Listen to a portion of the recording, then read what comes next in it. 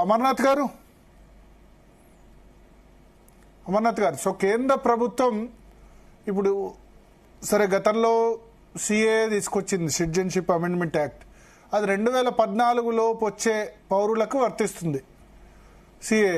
So ఇప్పుడు తాజా సంక్షోభంతో రావాలనుకునే వాళ్ళకి ఎవరైనా, ఎందుకంటే అక్కడ హిందువులు చాలా మంది సఫర్ అవుతున్నారు కాబట్టి వాళ్ళకి ఏమైనా ప్రొవిజన్ కల్పించవచ్చు కదా, వాళ్ళని ఆహ్వానించవచ్చు కదా.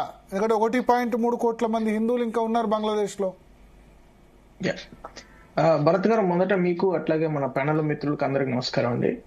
మీరు అడిగిన ఫస్ట్ ప్రశ్నకు ఒకటే లైన్ లో సమాధానం చెప్పాలంటే, the intent of the law అంటే సిఏ అమెండ్మెంట్ జరిగినప్పుడు the intent was very clear. Any persecuted Hindus or otherwise any other minorities in those countries can come to India. ఇప్పుడు అది ఎగ్జాక్ట్లీ December 31st, 2014 అమెండ్ చేసి 2024 చేయవచ్చా లేదా అనేది it's a matter of decision. But intent was very clear. అక్కడ పర్సెక్యూట్ అయిన Hindus కావచ్చు, Christians కావచ్చు, బుద్ధిస్ట్ కావచ్చు, జైన్స్ కావచ్చు, వాళ్ళు ఇండియాకి రావచ్చు అన్నది. So let us come back to our original discussion. ఇక్కడ పాయింట్ ఏంటంటే 2024లో ఎప్పుడైతే స్టూడెంట్ పేరు మీద, అంటే ఒక స్టూడెంట్స్ యాంటీ, ఒక రిఫార్మిస్ట్ స్టూడెంట్ ఒక యాక్టివిజం లో భాగంగా ఏర్పడ్డ ఒక మత ఛాందసవాదుల యొక్క గుంపు, అంటే ఒక మాబ్ ఈ రోజు బంగ్లాదేశ్ ను ఒక హాస్టైల్ కంట్రీగా మార్చి ఒక దేశం మీద పెత్తనం చెలాయిస్తున్నది. అటువంటి వ్యక్తులు హిందువులను ఊచకోతకు వస్తున్నారు. గత సంవత్సరంన్నర కాలంగా దాదాపు 2184 ఇన్సిడెంట్స్ జరిగినాయి. నేను చెప్తున్న మాట కాదు ఇది. UNHRC, యునైటెడ్ నేషన్స్ ఏదైతే హ్యూమన్ రైట్స్ కమిషన్ ఉన్నదో వాళ్ళు చెప్తున్న మాట. ఇందాక మిత్రులు కూడా చెప్తున్నారు, నాగేష్ గారు, గుటెరస్ గారు, అనేక మంది వరల్డ్ లీడర్స్, ఇంటర్నేషనల్ లీడర్స్, అంటే ఆస్ట్రేలియన్ ఎంపీ కావచ్చు, కెనడియన్ ఎంపీ కావచ్చు, అట్లాగే ఈవెన్ UN జనరల్ సెక్రటరీ కావచ్చు, ఇట్లా అనేక మంది అక్కడ హిందువుల గురించి, అక్కడ ఉన్న మైనారిటీస్ గురించి వాళ్ళు అక్కడ అటాక్స్ ను కండెమ్ చేస్తున్నారు. ఎందుకు ఒక పర్టికులర్ సెక్షన్ ఎందుకు టార్గెట్ చేస్తున్నారు? వాళ్ళు ఏం అచీవ్ చేయబోతున్నారు? ఇది జిహాద్ కాకుండా ఇది ఇంకేమన్నా అంటే, can you define it any other thing? ఇది ఓన్లీ ప్యూర్లీ జిహాద్. మీరు హిందువులను చంపుతారు, హిందువులను తగలబెడతారు, హిందూ టెంపుల్స్ ను తగలబెడతారు, హిందూ టెంపుల్స్ ను ప్రతిరోజు every single day Hindu temples మీద అటాక్స్ జరుగుతున్నాయి. భరత్ గారు, అంటే వాట్ ఈస్ దట్? బంగ్లాదేశ్ ను మీరు మార్చుకోవాలంటే, బంగ్లాదేశ్ లో ఎంప్లాయ్మెంట్ జనరేట్ చేయాలంటే, బంగ్లాదేశ్ లో యూత్ కి ఎంప్లాయ్మెంట్ కావాలంటే, అక్కడ అసలు వాళ్ళు స్టూడెంట్స్ సార్, వాళ్ళు ఏ మదర్సాలో చదువుకున్నారు సార్? వాళ్ళు స్టూడెంట్స్ అని అనొచ్చా? ఆ బాంబులు పట్టుకొని, కత్తులు పట్టుకొని హిందువుల మీద దాడి చేసే వాళ్ళు స్టూడెంట్స్ ఎట్లా అవుతారండి? ఆ స్టూడెంట్స్, వాడు నిన్న ఒకడు కమ్రాన్ సయీద్ ఉస్మాని అంట, వాడు ఇండియానే బెదిరిస్తున్నాడు. వాడు ఒక్కసారి ఇటు వస్తే తెలుస్తుంది వాడి సంగతి. వాడి అంటే ఎట్లాంటి ఒక విచిత్రమైన పరిస్థితులలో మన ఇటు పక్కనేమో పాకిస్తాన్ ఒక హాస్టైల్ కంట్రీ, ఇటు పక్కనేమో బంగ్లాదేశ్ హాస్టైల్ కంట్రీ. దురదృష్టం ఏంటంటే, మన దేశంలో ఉన్న అద్భుతమైన నాయకులు ఎవరైతే కాంగ్రెస్ పార్టీ నాయకులు ఉన్నారో, leader of opposition Rahul Gandhi గారు మాట్లాడారు, వాళ్ళ మదర్ సోనియా గాంధీ గారు మాట్లాడారు, మల్లికార్జున గారు మాట్లాడారు. అసలు ఎవరు కూడా హిందువుల దాడుల గురించి అసలు మాట్లాడరు. వాళ్ళు చుప్చాప్.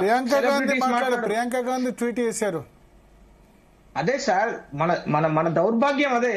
ఇప్పుడు అక్కడెక్కడ పాలస్తీనాలో ఒకడెవడో ముస్లిమ్స్ పైన దాడి చేయగానే వెంటనే బ్యాగులు పట్టుకొని, డ్రెస్సులు వేసుకొని, క్యాపులు పట్టుకొని తిరిగే ప్రియాంక గాంధీ గారు గత 8 రోజులుగా దీపు చంద్రదాస్ అనే వ్యక్తిని కేవలం అతను హిందూ అయినందుకు, కేవలం అదొక్కటే కారణం, అది తప్పితే వేరే కారణం లేని ఒక హిందూ పాపం పని చేసుకునే ఒక వర్కర్ ను రోడ్డు పైన దారుణంగా చంపితే ఆ విజువల్స్ చూసి కళ్ళు చెమరుస్తున్నాయి మనకే, ఎక్కడో ఇంత దూరం ఉన్న వ్యక్తులకు. అలాంటి ఆవిడ గాని లేకుంటే వాళ్ళ పార్టీలో, అంటే I'm very ashamed to say that ఇటువంటి పార్టీ మన భారతదేశంలో ఆపోజిషన్ లో ఉన్నందుకు నేను చాలా సిగ్గుపడుతున్నాను.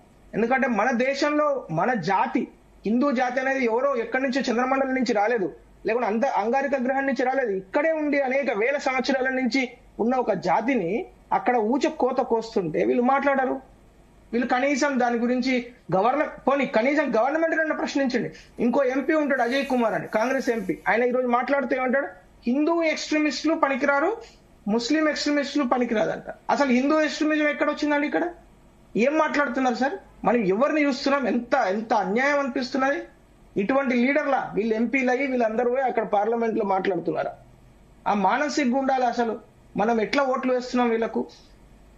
ఇక్కడ రెండే పాయింట్లు భరత్ గారు. నెంబర్ 1 ఈజ్ వెంటనే బంగ్లాదేశ్ లో ఇలాగ మిత్రులు కూడా చెప్తున్నారు కదా, తారిక్ రెహమాన్ ఏదైతే వచ్చారో, తారిక్ రెహమాన్ చెప్పిన ఈరోజు ద వే అంటే ఆయన చెప్పిన మాటలు కావచ్చు, లేకుంటే ఆయన ఈ కంట్రీని ఏ విధంగా తీసుకెళ్లారనే ఆ డైరెక్షన్ నిజంగా ఆ డైరెక్షన్ లో వెళ్తుందా లేదా అనేది మనం వేచి చూడాలి.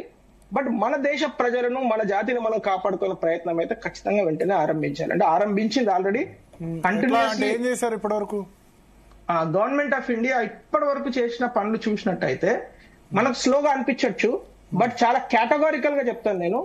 ఫస్ట్ వాళ్ళు ఇండియన్ హై కమిషన్ అన్ని, అంటే బంగ్లాదేశ్ లో దాదాపు నాకు తెలిసినంత వరకు సబ్జెక్ట్ కరెక్షన్ దాదాపు 8 ప్లేసెస్ లో ఇండియన్ హై కమిషన్స్ ఉన్నాయి ఇక్కడ, అంటే ఇండియన్ ఆఫీసెస్, రైట్?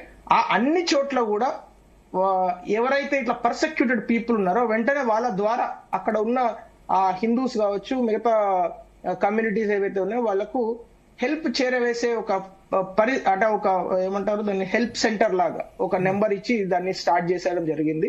అది చాలా ఓపెన్ గానే జరుగుతున్నది. రెండు ఏం చేస్తున్నారంటే అక్కడ ఏదైతే లీగల్ అంటే లీగల్ సపోర్ట్ కావాలో ఆ లీగల్ సపోర్ట్ కు మన ఇండియా నుంచి అనేక సపోర్ట్ అందే విధంగా ఆ ఎంబసీస్ ను స్ట్రెంథన్ చేయడం జరుగుతున్నది. మూడోది, మొత్తం బంగ్లాదేశీస్ ఇండియాకు రాకుండా వీసాస్ ఆపివేయడం జరిగింది. అంటే స్క్రూటినీ ప్రాసెస్ ను చాలా స్ట్రెంథన్ చేయడం జరిగింది. దాంతో అక్కడి నుంచి వాళ్ళు కూడా ఆపేశారు సేమ్.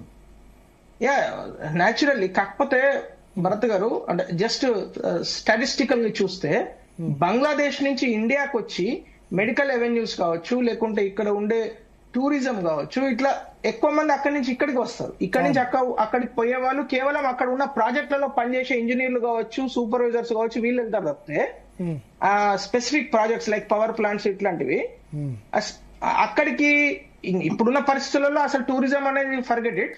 బట్ కామన్ గా వెళ్లే ఎంప్లాయీస్ కావచ్చు, వాళ్ళు కూడా ఇప్పుడు వెళ్ళట్లేదు, అక్కడి నుంచి ఇక్కడికి వస్తున్నారు. ఎస్పెషల్లీ మెడికల్ టూరిజం కు మన హైదరాబాద్ లోనే చూస్తున్నాం, ప్రతి హాస్పిటల్ లో బంగ్లాదేశీస్ కనీసం ఒక 100 మంది కనబడతారు.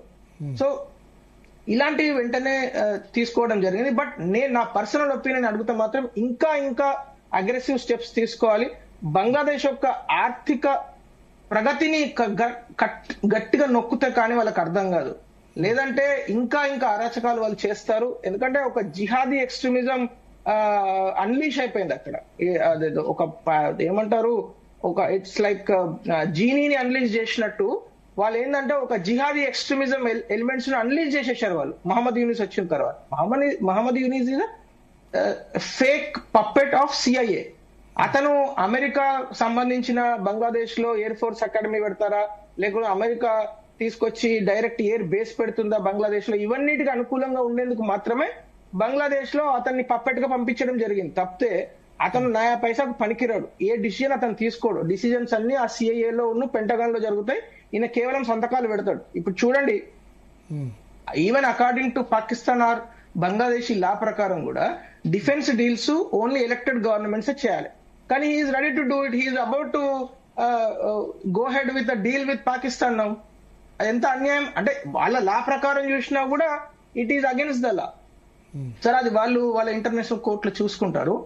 బట్ నా కంక్లూజన్ ఏంటంటే వెంటనే భారత ప్రభుత్వము ఖచ్చితంగా దీనిపైన ఇంకా అగ్రెసివ్, ఆల్రెడీ చేస్తున్నారు, ఇంకొంచెం అగ్రెసివ్ స్టెప్స్ కూడా తీసుకోవాలని నేను అంటే నా పర్సనల్ ఒపీనియన్. అట్లాగే మన దేశంలో ఉన్న కాంగ్రెస్ పార్టీ కావచ్చు, even BRS party, even any party, అంటే ఒక పొలిటికల్ పార్టీగా హిందువుల పైన పక్క దేశంలో ఊచకోత జరుగుతూ ఉంటే నేను మాట్లాడను. పవన్ కళ్యాణ్ గారు మాట్లాడుతున్నారు, భారతీయ జనతా పార్టీ నాయకులు మాట్లాడుతున్నారు. మీరెందుకు మాట్లాడారండి? మీరు హిందువులు కదా. ఇక్కడ ఓట్ల గురించా పంచాయతీ? అరే, మన తమ్ములను, అన్నలను, అక్క చెల్లెలను అక్కడ చంపుతూ ఉంటే మీరు మాట్లాడకుండా ఏదేదో గొప్ప సెక్యులర్ భావనలు మీరు చూపిస్తూ ఎక్స్ప్రెషన్స్ చేస్తూ ఉంటే ఎంత తప్పండి అది. So this is very wrong. So ఖచ్చితంగా we have to be very, మనం సాలిడారిటీ చూపించాలి. అవసరమైతే గవర్నమెంట్ సలహాలు ఇవ్వండి, మీ యొక్క అనుభవాన్ని రంగరించి. కేంద్ర ప్రభుత్వానికి ఇట్లాంటి డీల్ చేశారు. ఇప్పుడు ఓకే, అనేక సంవత్సరాల నుంచి వాళ్ళు అధికారంలో ఉన్నారు కదా. Yes. సో ఈ విధమైన సలహాలు ఇవ్వండి. పార్లమెంట్ లో స్పెషల్ సెషన్ పెట్టమని అడగండి. వీటికి పనికిరారు పార్లమెంట్ లో సెషన్ పెట్టమని. దేనికి పనికొస్తుంది పార్లమెంట్ లో స్పెషల్ పనికి? ఓట్ చోరని ఇంకోటి ఫేక్ నరేటివ్స్ బిల్డ్ చేయడానికి మాత్రం పార్లమెంట్ లో టైం కావాలి.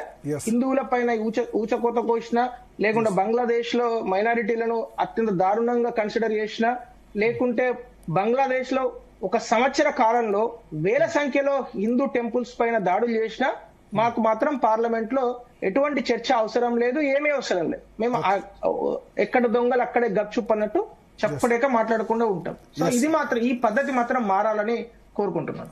సాయి గారు ఏంటి సార్ సొల్యూషన్ ఏంటి ఇప్పుడు?